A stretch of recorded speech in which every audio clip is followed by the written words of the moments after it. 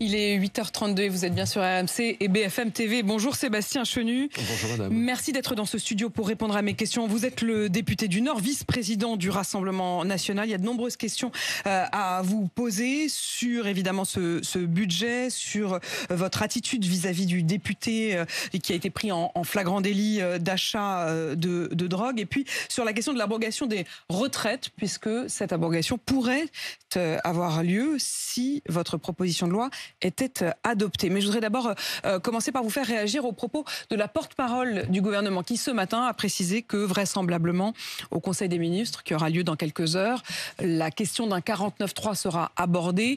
Il faut rappeler la procédure. Pour pouvoir utiliser et dégainer un 49.3, c'est-à-dire un vote bloqué sur un texte à l'Assemblée, il faut qu'au préalable, cela ait été autorisé par le Conseil des ministres. Ça ne veut donc pas forcément dire qu'ils vont l'utiliser, mais ça veut dire qu'à partir d'aujourd'hui, ils auront cette carte qu'ils pourront sortir à tout moment. Ça vous surprend ? Ça me surprend parce que c'est en contradiction avec ce que les ministres, en tous les cas le ministre du Budget avait annoncé. Il nous avait dit qu'il n'était pas favorable à cette utilisation. Il nous avait dit qu'il souhaitait que les débats durent le plus longtemps possible. Je vous rappelle qu'on va voter la partie recette le 29 octobre, la semaine prochaine, que d'ici là, nous allons débattre. Nous pouvons d'ailleurs débattre dans le week-end.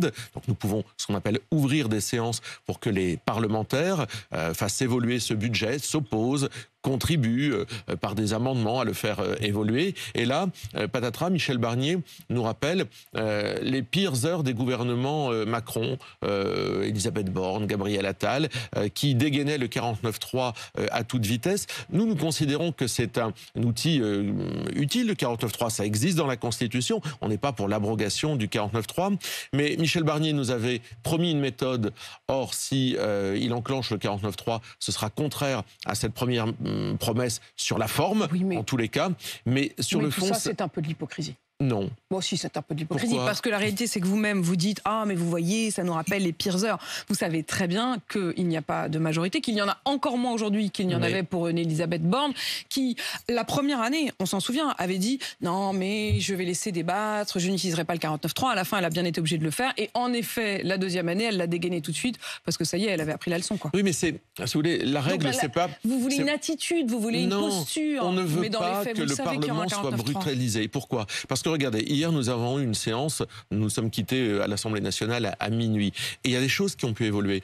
Par exemple, il y a une contribution sur les hauts revenus qui a été votée. Un projet de loi de finances rectificative. Elle était dans le, dans le budget, simplement, elle devait être temporaire. Voilà. Elle sera désormais pérenne. Voilà. Il y a un budget rectificatif qui a été voté. On a empêché la désindexation, par exemple, de l'impôt sur le revenu que voulait faire la gauche. L'intégration dans cette hausse sur les revenus, sur les hauts revenus, du patrimoine professionnel que portait la gauche, qui aurait coûté la vie à des milliers d'entreprises. Donc, il y a une utilité à ce débat. Ce débat, il fait bouger les lignes et c'est exactement ce qu'ont souhaité les Français. Les Français n'ont pas souhaité confier les clés du camion à Michel Barnier et aux macronistes pour continuer la même politique. Ils ont souhaité, à travers ces trois blocs, qu'il y ait ce débat permanent et les possibilités de faire évoluer. Oui, mais justement, précisons la procédure. Et c'est là que j'ai quand même l'impression d'être, pas seulement face à vous, Sébastien Chenu, mais face à la plupart des politiques en ce moment. Et j'en vois beaucoup. Je suis quand même sidérée par le décalage entre ce qu'on dit et ce qu'on fait. Parce que là,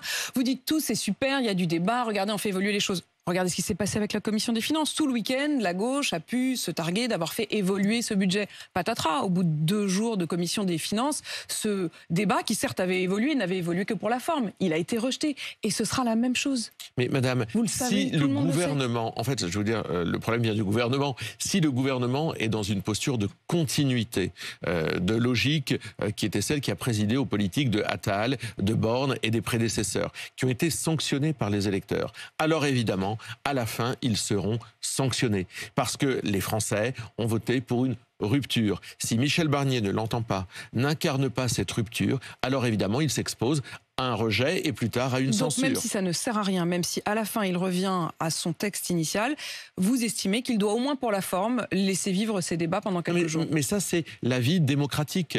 Les parlementaires, c'est d'ailleurs pour ça aussi qu'on est élus et indemnisés, font vivre le débat, font des propositions et ça permet quoi aussi ? Ça permet de montrer aux Français ce que nous ferions si nous étions à la place. Nous, ça nous permet permet d'expliquer aux Français qu'il y a d'autres chemins. Quand on voit que ce gouvernement a ruiné la France, ils ont abîmé, je dis ce gouvernement parce que ce sont les mêmes. Hein. Laurent Saint-Martin, il avait été rapporteur du budget, il est aujourd'hui ministre du budget. Ils étaient, monsieur Antoine Armand, le ministre des Finances, était président de la commission des affaires économiques il y a quelques mois. Ce sont les mêmes acteurs. Ce sont les LR ont sauvé la tête de tous ces gens-là. Donc les Français veulent un changement, eh bien il faut leur montrer que le changement, il est possible et qu'il y a d'autres voies. Nous, quand on explique qu'on pourrait faire 15 milliards d'euros d'économie, on explique comment on pourrait rendre du pouvoir d'achat aux Français, on explique sur quoi on ferait des économies. Eh bien je pense que c'est très éclairant. Et puis je vais vous dire, il va y avoir un débat qui va être très intéressant, c'est où est passé l'argent qu'ont fait les macronistes pendant cette année passée de ces milliards d'euros qui n'ont visiblement pas bénéficié aux Français, mais qui manquent dans les caisses de l'État. Et ça, ce sera notamment l'objet de cette commission parlementaire qui sera avec des anciens ministres comme Bruno Le Maire qui seront convoqués devant vous tous les parlementaires pour dire où est passé l'argent pour vous? Oui, parce que... Est-ce que vous estimez d'ailleurs qu'ils ont utilisé l'argent à des fins qui n'étaient pas forcément suffisamment dites, ou est-ce que vous vous dites qu'ils ont sciemment menti aux Français sur l'ampleur du déficit? Il y a deux solutions. Ou leur prévision, c'est ce que disait l'ancien ministre du Budget Thomas Cazenave, ou leur prévision était à côté de la plaque, pardonnez-moi l'expression, n'était pas juste, mais alors donc ils sont mauvais. Donc ils se sont trompés, ils se sont plantés, alors qu'ils s'étaient présentés devant les Français comme étant des champions, des as de la finance publique. Donc, où ils se sont trompés, et donc ce sont des nuls. Ou ils ont menti aux Français, sciemment, parce que nous étions dans une période électorale. Et alors, les Français se seraient prononcés au moment des élections législatives dans un contexte dans lequel ils n'auraient pas été sciemment éclairés sur l'état des finances du pays. Et là, c'est très grave. Donc, où ils ont menti, où ils se sont trompés, peut-être même les deux ensemble. D'ailleurs, ils peuvent, parce qu'ils sont mauvais et nuls, avoir menti aux Français. Eh bien, c'est la commission d'enquête, la commission des finances transformée en commission d'enquête, qui fera la lumière. Mais c'est de la première fois, je crois, sous la Ve République, qu'on est à ce niveau à la fois de plantage des finances publiques, mais aussi d'enfumage des Français. Donc, on va regarder qui est responsable, mais sincèrement, il y aura des conséquences à tout ça. Avec une question aussi, même immédiate, c'est que ce budget qui déjà doit tenter de combler un déficit considérable, il est écrit à l'aune d'une prévision de croissance de 1,1%. Hier matin, j'avais ici même le patron du MEDEF qui disait que d'après tout ce qui lui remontait des différentes entreprises de France, il disait en réalité, je crains que nous ne soyons déjà passés en récession légère, mais que le 1,1% de croissance soit déjà très largement éloigné et que donc le budget soit déjà insincère.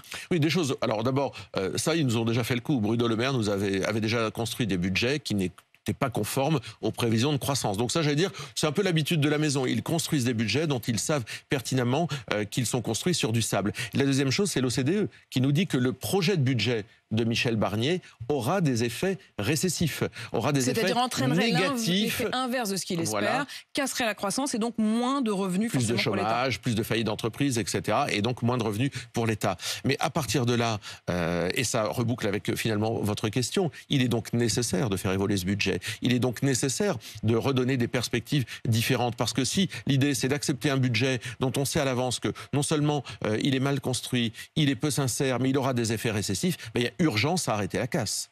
Donc vous estimez qu'il ne faut pas utiliser ce 49.3. Un point sur... J'ajoute, si vous me permettez, oui, Sébastien Chenu. Une urgence, c'est stopper leur idée de désindexer les retraites des Français. Je le dis, et beaucoup de députés le vivent en circonscription. C'est pas désindexer, c'est repousser l'augmentation des retraites. D'augmenter les pensions de retraite. Beaucoup de retraités le 1er janvier, et de retraités modestes vivent ça avec une angoisse certaine. Et je pense qu'il y a urgence à les empêcher de faire ça.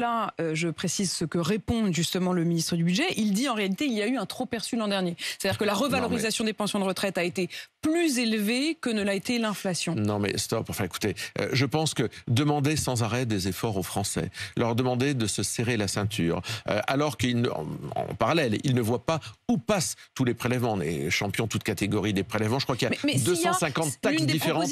L'une des propositions aujourd'hui sur la table, ce serait l'idée de compenser pour les pensions des retraités les plus modestes par un chèque. Est-ce que ça vous paraît acceptable? Non mais stop avec cette politique des chèques qui a coûté suffisamment suffisamment cher aux finances publiques. Enfin, je veux dire, avec Emmanuel Macron... ça coûterait moins cher que de réindexer pour tout le monde. Non, mais avec Emmanuel Macron... Oui, mais ce serait injuste. Avec Emmanuel Macron... Oui, votre argument, en tout cas, sur le chèque, il ne tient pas, puisque vous demandez justement à ce qu'il y ait plus d'argent. Non, mais ce qu'on veut, c'est de l'argent dans la poche des Français. Il faut arrêter la politique des chèques qui ne résout pas les problèmes alors qu'elle coûte aux finances publiques. Moi, quand ça coûte aux finances publiques, c'est pour que ça bénéficie aux Français et aux Français les plus modestes. Cette histoire de politique des chèques, je crois qu'on arrive au bout. Le 31 octobre prochain, Marine Le Pen va défendre une proposition de loi d'abrogation des retraites. Qui va voter avec vous ? À tous ceux qui souhaitent, je l'espère, l'abrogation des retraites. D'abord, dans le pays, il y a une majorité de Français qui souhaitent l'abrogation des retraites, de cette loi sur les retraites. Il y a un débat qui n'avait pas pu aller jusqu'au bout puisqu'on n'avait jamais voté à l'Assemblée nationale. Nous, on porte... en raison justement d'un 49-30. Voilà, on porte cette... et aussi en raison du fait que la gauche a empêché la possibilité de voter avec foultitude des milliers d'amendements qui avaient embouteillé le débat parlementaire. Nous avons entendu ce que disent quelque part nos adversaires politiques aussi, c'est-à-dire la gauche, et pour l'abrogation de la réforme des retraites. Une partie d'autres députés dans leurs différentes sensibilités, on leur dit, vous ne vous engagez pas finalement sur un autre texte sur lequel il y aurait peut-être, sur une réforme que nous pourrions porter, une nouvelle réforme des retraites, vous vous engagez tout simplement sur un socle que nous aurions en commun, abroger les dispositions de la loi Macron, tout en conservant les possibilités sur les petites retraites, c'est-à-dire en ne détricotant pas quelque part les quelques légers avantages qui pouvaient exister, mais abroger le fait de faire passer la retraite de 62 à 64 ans. De piège, et une partie d'ailleurs des électeurs, enfin des députés de gauche. Je recevais ce matin Sandrine Rousseau sur RMC qui disait, voilà, par cohérence personnelle, je ne voterai pas ce texte parce qu'il vient du RN. D'autres, comme Fabien Roussel, disent, si j'étais encore député, je voterais le texte d'abrogation des retraites du RN. Les Français veulent l'abrogation, ils se foutent de savoir d'où ça vient. Mais je crois qu'il a raison, M. Roussel, sur ça.